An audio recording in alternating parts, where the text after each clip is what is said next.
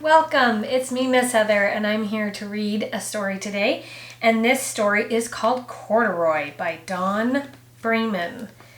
And so I'm excited because my mom used to read this to my kids, but not something that she ever read to me. So I was excited because my kids were super excited. So, Corduroy.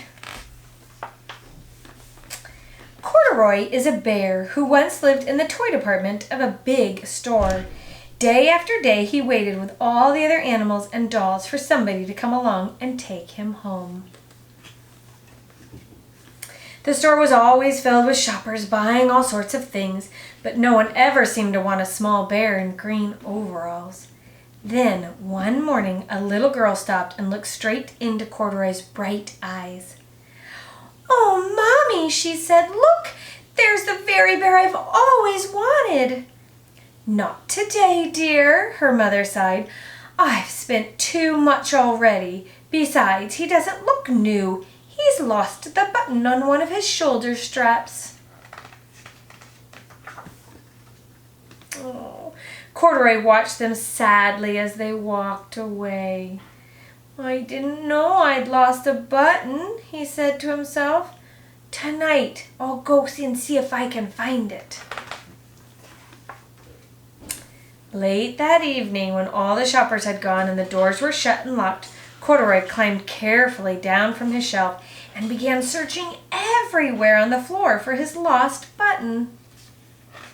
Be hard to find a button in a department store, huh? Suddenly, he felt the floor moving under him. Quite by accident, he had stepped onto an escalator, and up he went. Could this be a mountain? He wondered. I think I've always wanted to climb a mountain.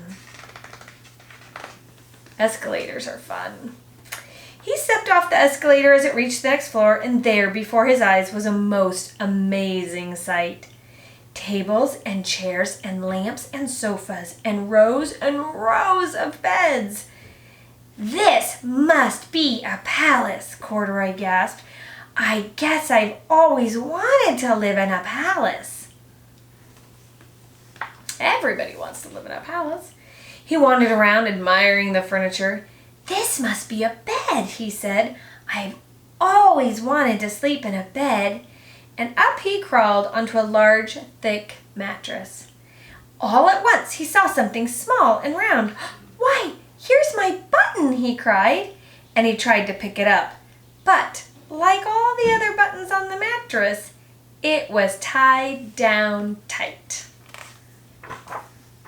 Because it's not the button to his overalls, it's the button to the mattress. He yanked and pulled with both paws until pop! Off came the button, and off the mattress Corduroy toppled. Uh-oh.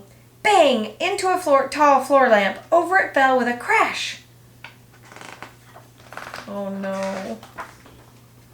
Corduroy didn't know it, but there was someone else awake in the store. The night watchman was going his rounds on the floor above. When he heard the crash, he came dashing down the escalator. "Now, who in the world did that?" he exclaimed. "Somebody must be hiding around here."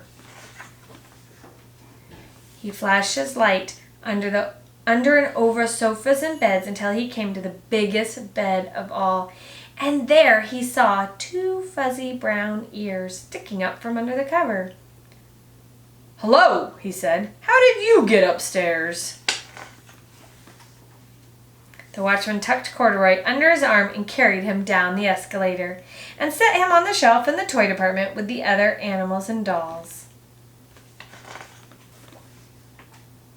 Corduroy was just waking up when the first customers came into the store in the morning, and there, looking at him with a wide, warm smile, was the same little girl he'd seen only the day before. "I'm Lisa," she said, "and you're going to be my very own bear. Last night I counted what I've saved in my piggy bank, and my mother said I could bring you home."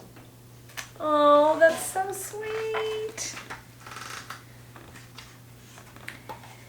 "Shall I put him in a box for you?" the saleslady asked. "Oh, no, thank you," Lisa answered, and she carried Corduroy home in her arms.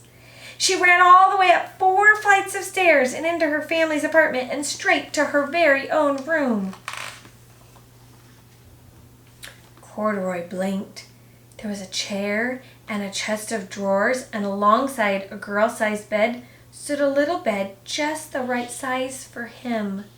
The room was small, nothing like that enormous palace in the department store. "This must be home," he said. "I know.